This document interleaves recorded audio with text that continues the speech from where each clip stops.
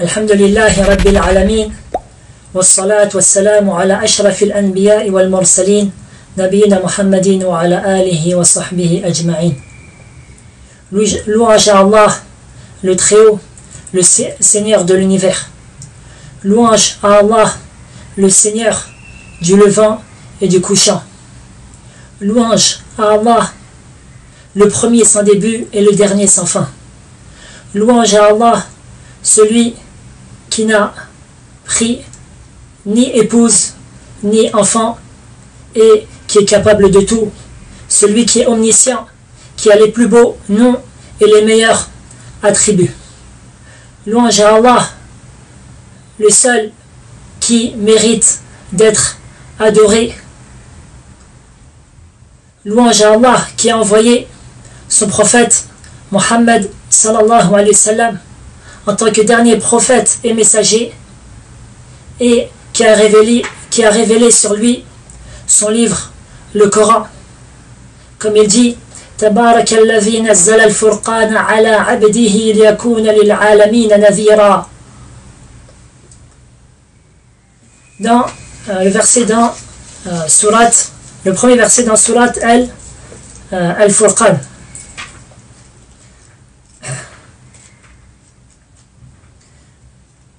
Donc le sens du verset: qu'on exalte la bénédiction de celui qui a fait descendre le livre du discernement sur son serviteur, afin qu'il soit un avertisseur pour l'univers. C'est-à-dire, ici, Al-Alamin, c'est l'ensemble des hommes et des djinns, plus exactement. Nous sommes, par la grâce d'Allah, dans le mois du Ramadan, un mois qui a un lien particulier avec le Coran. Le Coran qui est la parole d'Allah qui a été révélée sur son dernier prophète et messager Mohammed sallallahu alayhi wa sallam par l'intermédiaire de Jibril.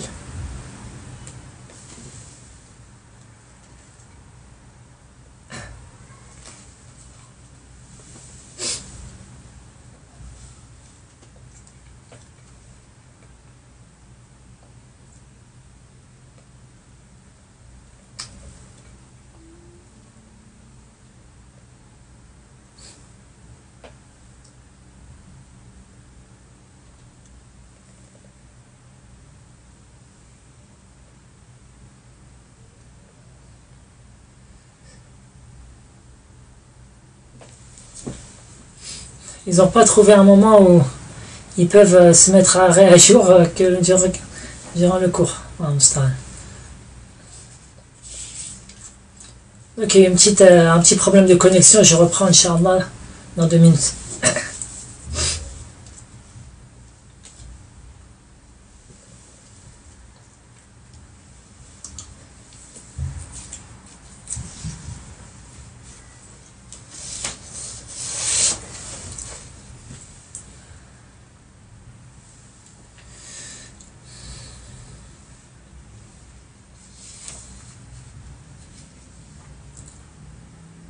Je vais reprendre dans 2 minutes, le temps qu'il y a un petit problème de connexion, apparemment.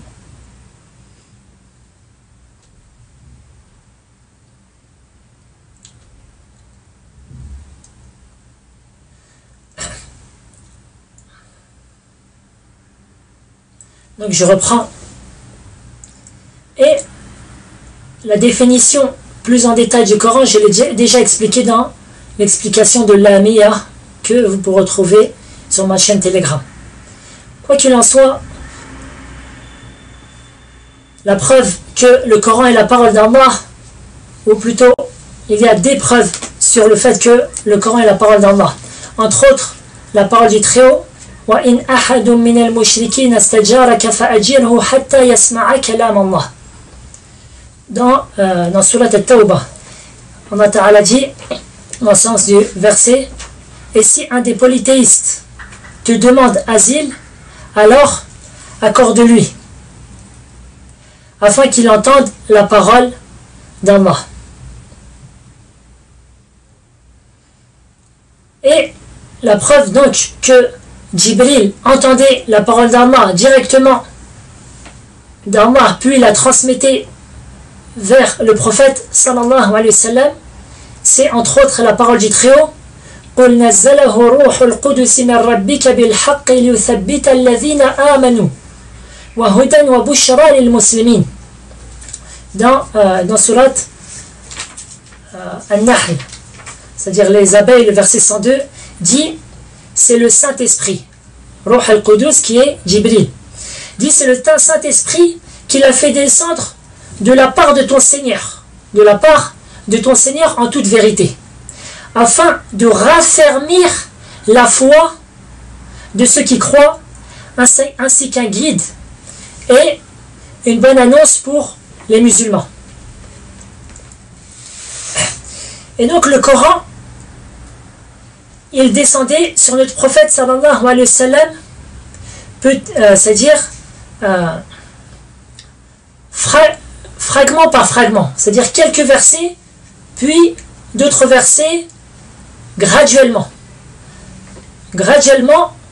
sur toute la période où il lui a été fait révélation, c'est-à-dire depuis qu'il a eu, c'est-à-dire à partir de ses 40 ans jusqu'à qu'il est décédé à 63 ans, c'est-à-dire durant 23 ans.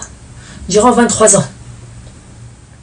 Et Allah tabaraka wa ta'ala dit en cela: وَقُرْآنًا فَرَقْنَاهُ لِتَقْرَأَهُ عَلَى النَّاسِ عَلَى مُكْثٍ وَنَزَّلْنَاهُ تَنزِيلًا. Dans à la fin, la dernière page de Surat al-Isra, le voyage nocturne. Le sens du verset: nous avons fait descendre un Coran que nous avons fragmenté, afin que tu le lises lentement aux gens, c'est-à-dire de manière posée. Et nous l'avons fait descendre graduellement. Et la première fois, donc la première révélation sur notre prophète, sallallahu alayhi wa sallam, elle a eu lieu durant le mois du Ramadan.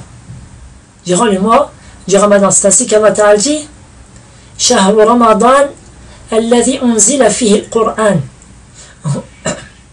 Le mois du Ramadan où le Coran a été révélé.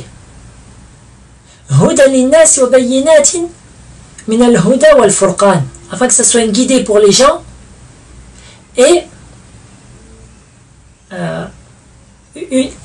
un explicitement entre de la guidée et du discernement.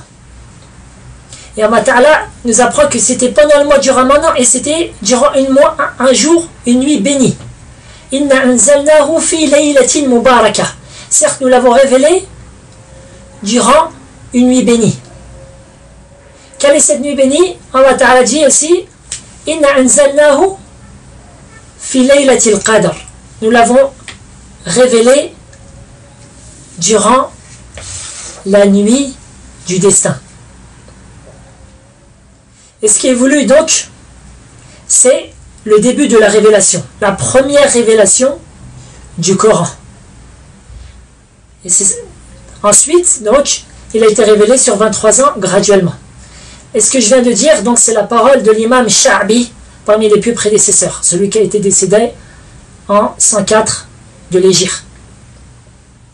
Il a suivi parmi les gens qui ont écrit dans le tafsir Ibn al-Arabi al-Maliki. Et parmi les savants contemporains, Cheikh Mohammed Ibrahim al-Sheikh, qui est le professeur de Cheikh Ibn Baz. Il a tout un livre qui explicite cela. Et je ne peux pas, c'est-à-dire m'étendre plus sur la question dans ce petit cours.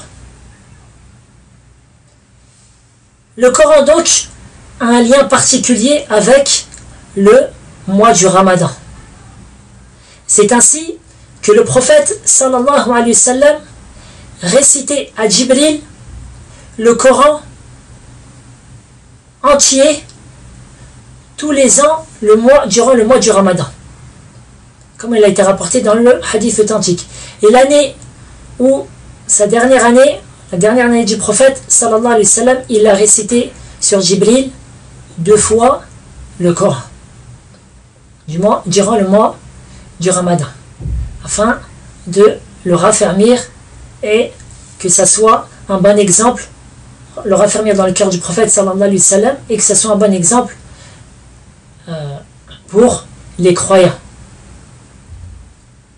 Et c'est ainsi que nos pieux prédécesseurs donnaient une très grande importance au Coran durant le mois du Ramadan. Au point il disait Shahrul Ramadan, Shahrul Qur'an. Le mois du Ramadan, c'est le mois du Coran. Et l'imam Zuhri disait Innama huwa tilawatul Qur'an wa it'amut ta'am. C'est-à-dire le mois du Ramadan, c'est la récitation du Coran et le fait de donner à manger. C'est-à-dire aux pauvres, car aux pauvres ou aux jeûneurs. Car, ce qui est connu de tous, c'est que lorsque tu donnes à manger un jeûneur à l'heure de la rupture de son jeûne, eh bien tu as sa récompense, la récompense de son jeûne, sans que ceci ne diminue rien sa propre récompense à lui. Et on a un certain grand nombre de bels exemples de nos pieux prédécesseurs, tels que par exemple Qatada, rahimahullah, qui récitait le Coran durant toute l'année, une fois toutes les 7 nuits. Et pendant le Ramadan, une fois toutes les 3 nuits. Et durant les 10 dernières nuits, une fois par nuit. Et l'Aswad, il le récitait durant tout le Ramadan, une fois toutes les 2 nuits. Et ceci, quand on entend ça, on pense que c'est quelque chose d'imaginaire. Lorsque j'étais à la madrasa de Coran, il y avait des élèves, avant qu'il y ait l'adhan, avant qu'il y ait c'est-à-dire l'appel à la prière de Subh, ils avaient déjà lu la moitié du Coran. Et certains, ils le lisaient entier, une fois tous les jours. Donc c'est pas quelque chose qui est impossible. Alhamdulillah. Et sachez que la lecture du Coran, elle a une très grande récompense auprès d'Allah Tabaraka wa Ta'ala. Comme l'a rapporté l'imam Muslim, d'après Abi Umama, que le prophète sallallahu alayhi wa sallam a dit Iqra'u al-Qur'ana fa innahu ya'ti yawm al-qiyamati shafi'an li ashabihi. Lisez le Coran, car il viendra le jour de la résurrection en tant qu'intercesseur pour les siens. Et a rapporté l'imam Tirmidhi selon une chaîne de transmission authentique d'après Abdullah ibn Mas'ud radiyallahu anhu, que le prophète sallallahu alayhi wa sallam a dit Man qara'a harfan min kitabillah falahu biha hasana wal hasanatu bi'ashri amthaliha wa la aqulu alif lam mim harf walakin alifun harf wa lamun harf wa mimun harf. Le prophète sallallahu alayhi wa sallam a dit celui qui lit une lettre du Coran, il aura en cela une hasana, une bonne action. Et la hasana est multipliée par 10, et ça c'est au minimum, comme est venu dans certains autres hadiths. Je ne dis pas que alif lam mim est une seule lettre, mais alif est une lettre, lam est une lettre, et mim est une lettre. Et celui qui a un compagnon avec lequel, un camarade avec lequel il peut réviser le Coran, c'est-à-dire qu'il récite sur lui, et inversement, alors c'est très bien, car c'est une chose que le prophète sallallahu alayhi wa sallam faisait durant le mois du Ramadan, comme je l'ai cité avec Jibril.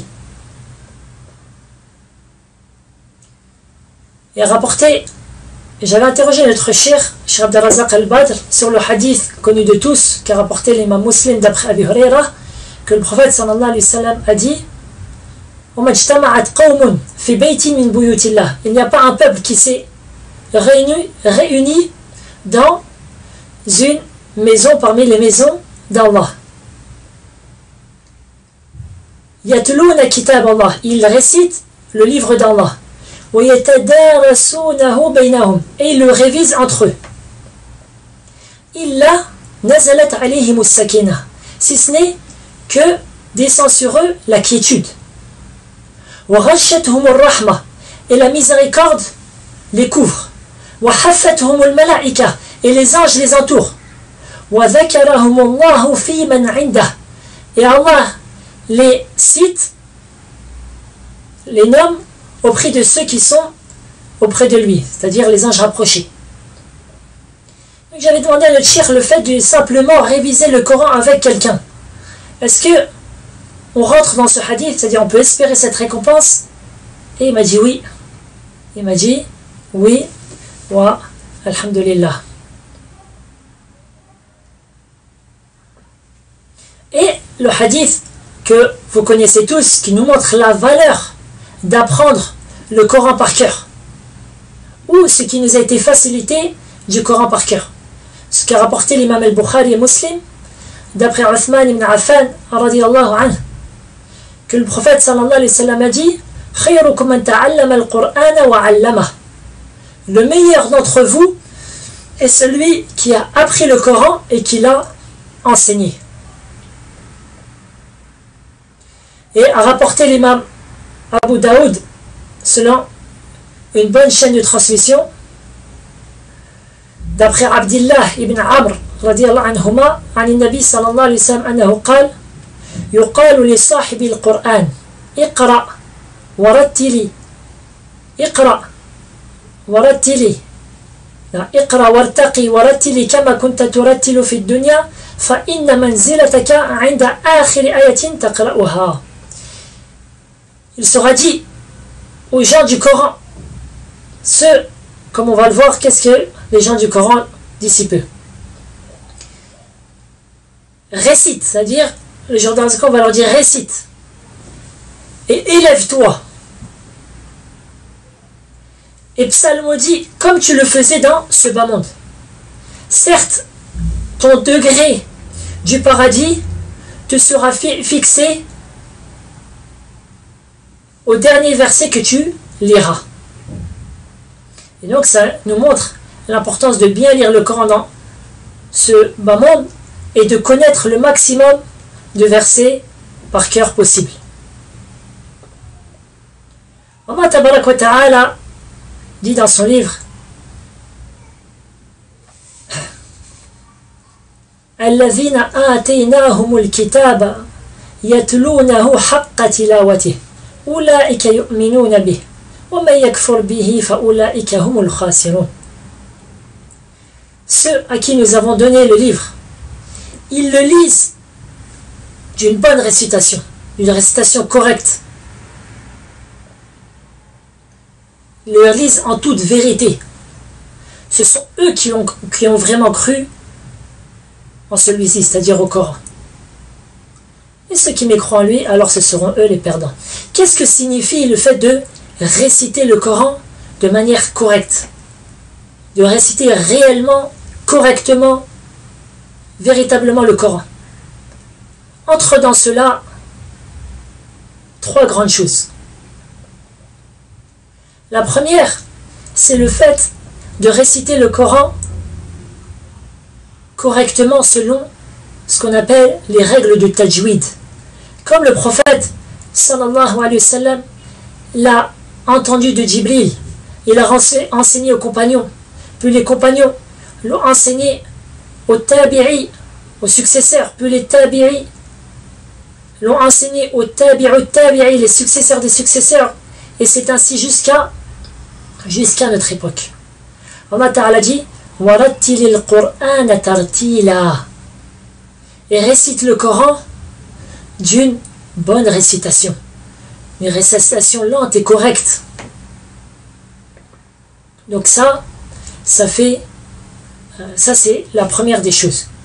La deuxième est le fait de méditer ses sens lorsqu'on lit le Coran, de sorte de méditer les sens et que le cœur soit présent lors de la récitation. Allah Ta'ala dit Kitabun anzalnahu ilayka مبارك ليدبروا آياته وليتذكر أولو الألباب. C'est un livre qu'on a fait descendre sur toi, béni, c'est-à-dire un livre béni, afin qu'il médite sur ces versets et que réfléchissent les doués d'intelligence, qui y réfléchissent les doués d'intelligence, de sorte que ton cœur, il est présent, que ton cœur, il vibre. Car parmi ce qui est la première chose qui est visée durant la récitation du Coran, c'est les poitrines, le cœur. Allah Ta'ala dit Ya ayyuhan nas qad ja'atkum maw'izatun min rabbikum wa shifaa'un lima fi as-sudur wa hudan wa rahmatun lil mu'minin. Ô vous les gens, il vous est venu une exhortation de votre Seigneur et une guérison pour les poitrines et une guidée et une miséricorde pour les pieux, pour les croyants. Allah Ta'ala dit أَفَلَا يَتَدَبَّرُونَ الْقُرْآنَ أَمْ عَلَى قُلُوبٍ أَقْفَالُهَا. Ne vont-ils pas méditer le Coran? Plutôt, il y a des carcans sur leur cœur. C'est-à-dire celui qui ne médite pas le Coran, si le Coran n'atteint pas ton cœur, sache qu'il y a des carcans sur ton cœur. Et donc tu dois devoir essayer, t'efforcer de purifier ton cœur. De purifier ton cœur des mauvaises passions et des péchés. Quel label! Mais non, plutôt c'est-à-dire que leur cœur, il est, si on peut dire ça comme ça, il a été rouillé de par ce qu'ils ont acquéri comme péché. C'est comme ça, chaque péché, elle met un point noir sur ton cœur. Si tu te repens et tu demandes le pardon d'Allah, celui-ci se voit disparaître. Sinon, il n'y a que des points noirs qui viennent sur le cœur l'un après l'autre jusqu'à que la personne, elle a le cœur tout noir. Et à ce moment-là, atteindre la guidée lui devient de plus en plus difficile. Nas'Allah as-salamata wal afiyah. Donc méditez le Coran, méditez les histoires qu'Allah Ta'ala nous a contées dans le Coran, méditez les preuves du tawhid, de l'unicité d'Allah qui sont variées dans le Coran, méditez l'interdiction du polythéisme, du shirk, de l'association et les différentes preuves qui nous montrent son interdiction, son idiotie, son idiotie et sa caducité. Méditez le sort de ceux qui ont délaissé le tawhid, l'unicité d'Allah, et ce qui leur aurait arrivé comme châtiment dans ce bas monde et dans l'autre. Méditez le requin des prophètes et de leurs suiveurs parmi les croyants et ce qu'Allah Ta'ala leur a accordé de bien comme réussite dans ce bas monde et dans l'autre. Méditez les conséquences amères, désastreuses du péché, de la transgression, de la désobéissance d'Allah Ta'ala et de ce qu'il déteste. Méditez ce qu'Allah Ta'ala a décrit du paradis et de l'enfer, etc. Donc voilà la deuxième chose, à savoir méditer ce livre béni. La troisième est de le lire afin de le mettre en application. Car quand tu lis une chose avec amour, que tu le médites, eh bien, ceci afin de le mettre en application. C'est ainsi que le Très-Haut dit Innal ladhina yatluna kitab Allah wa aqamu as-salah وأنفقوا مما رزقناهم سرا وعلانية يرجون تجارة لن تبور. Certes, ceux qui lisent le livre d'Allah. Ici, Yatloun, ça veut dire aussi qu'ils suivent le livre d'Allah, qui accomplissent la prière. Donc leur lecture, elle les a poussés à ils accomplissent la prière. Et ils dépensent de ce qu'Allah leur a octroyé de manière cachée et apparente. Voici ceux qui désirent un commerce qui ne sera jamais, c'est-à-dire qui ne se verra jamais disparaître. Qui ne se verra jamais disparaître, لِيُوَفِّيَهُمْ أَعْمَالَهُمْ, afin qu'il les rétribue, qu'il les rétribue complètement de ce qu'ils faisaient. لِيُوَفِّيَهُمْ أَعْمَالَهُمْ وَيَزِيدَهُمْ مِنْ فَضْلِهِ, et qu'il leur augmente encore de par sa grâce. Innahu ghafurun shakur. Allah Ta'ala, c'est lui le grand pardonneur et le grand reconnaissant. Donc voici comment le musulman bénéficie réellement du Coran. Lorsque tu le lis et tu cherches à le lire correctement, et ceci vient par l'apprentissage, on a un cheikh avec lequel tu vas apprendre à bien réciter le Coran, puis tu médites ces versets quand tu le lis, et afin que tu le mettes en application. Par exemple, lorsque tu lis la parole du Très-Haut, et nous avons enjoint à l'homme la bonté envers les pères et mères, eh bien, tu fais ta propre autocritique, à savoir, est-ce que je suis bon envers mon père et ma mère? Est-ce que je leur donne leurs droits? Est-ce que je leur obéis dans ce qui est correct? Ce qui n'est pas une désobéissance en Allah, etc. Lorsque tu lis la parole du Très-Haut, et donner l'aumône, tu te demandes, est-ce que je donne correctement l'aumône avec, c'est-à-dire un cœur épanoui? Lorsque tu lis la parole du Très-Haut, et adorer Allah et ne lui donner aucun associé, est-ce que je suis du nombre de ceux qui invoquent Allah seul, qui s'inclinent, se prosternent que devant lui, qui placent leur confiance entière auprès, ils placent leur confiance en se remettant complètement auprès d'Allah? Est-ce que je suis du nombre de ceux qui demandent le secours, l'aide, la protection que d'Allah, etc.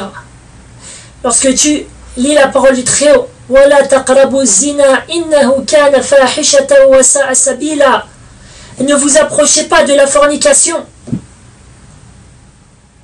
car c'est certes un mauvais sentier. C'est certes une turpitude et un très mauvais sentier. Est-ce que je suis du nombre qui s'éloigne, qui font tout pour s'éloigner de la fornication, en évitant au maximum les lieux de perversité, les discothèques et autres, en ne faisant pas la bise aux femmes, ou en délaissant le fait de leur serrer la main? Est-ce que je suis de ceux qui baissent les yeux devant les femmes qui me sont étrangères, etc.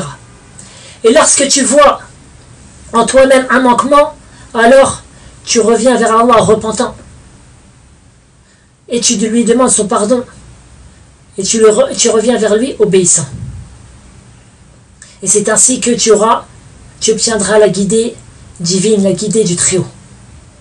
Allah Ta'ala dit, وَيَهْدِي إِلَيْهِ مَنْ أَنَابَ, et il guide vers lui celui qui se repent, qui revient vers Allah repentant et revient vers Allah, repentant vers son obéissance.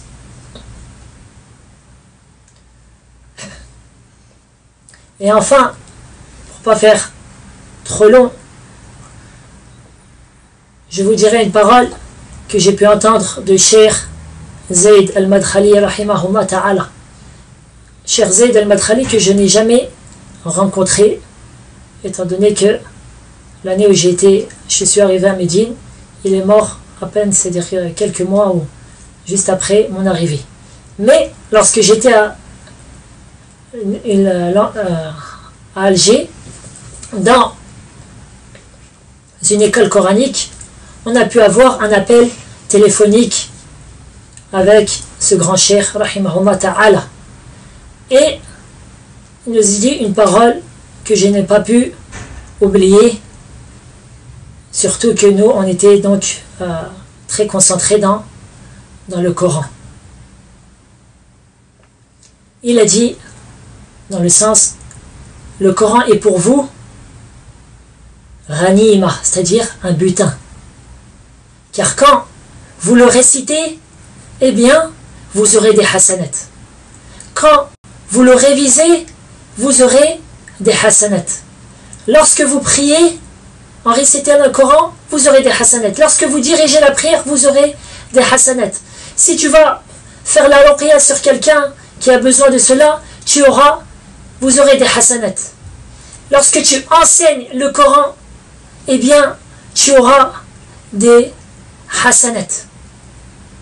Lorsque tu médites le Coran, tu auras des hasanat. Lorsque tastadil bil Coran, tu donnes une preuve du Coran, tu auras des hasanat. C'est donc un butin pour nous, walhamdulillah. Et sachez, ainsi se finit sa parole, que le Coran ne peut être bénéfique au serviteur que si il a bien compris que le Coran est expliqué par la sunna du prophète sallallahu alayhi wa sallam. Comme le Très-Haut dit, وَأَنزَلْنَا إِلَيْكَ الذِّكْرَ لِتُبَيِّنَ لِلنَّاسِ مَا نُزِّلَ إِلَيْهِمْ وَلَعَلَّهُمْ يَتَفَكَّرُونَ. Et nous avons fait révéler sur toi, au prophète, al-dhikra qui est la sunna, afin que tu leur explicites ce qui a été révélé sur eux, c'est-à-dire que tu leur explicites le Coran, وَلَعَلَّهُمْ يَتَفَكَّرُونَ, et afin qu'ils réfléchissent. En effet, Allah Ta'ala nous a dit dans le Coran, وَأَقِيمُوا الصَّلَاةَ, et accomplissez la prière. Mais comment l'accomplir exactement? Que dire quand je suis debout? Quand est-ce que je dois faire la prosternation? Quand est-ce que je dois faire l'inclinaison? Combien de raka'a par prière? Ça on le trouve dans la sunna du prophète sallallahu alayhi wa sallam. Allah Ta'ala dit wa'atu zakah, et donnez la zakat.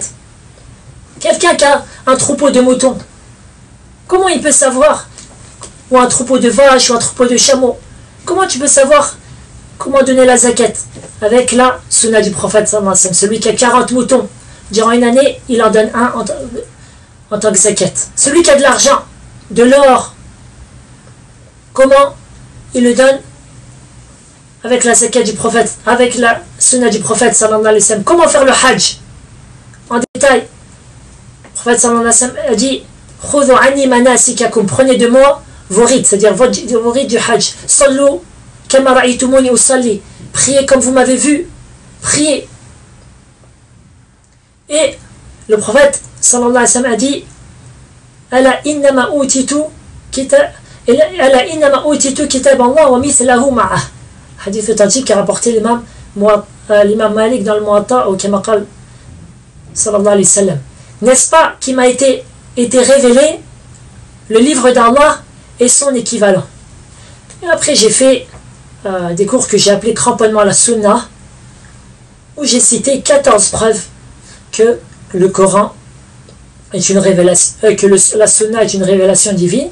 Celui qui veut, il peut y retourner. Wallahu a'la wa a'lam. Sallallahu sallama ala nabina Muhammadin wa ala alihi wa sahbihi ajma'in. Allahumma ij'alna min ahli al-Qur'an. Allahumma ij'alna min ahli al-Qur'an. Allahumma ij'alna mimman yatlunahu haqqa tilawatih.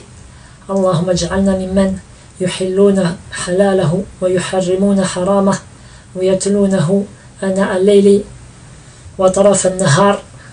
اللهم اجعله شافعا لنا يوم القيامة. سبحانك اللهم وبحمدك أشهد أن لا إله إلا أنت أستغفرك وأتوب إليك.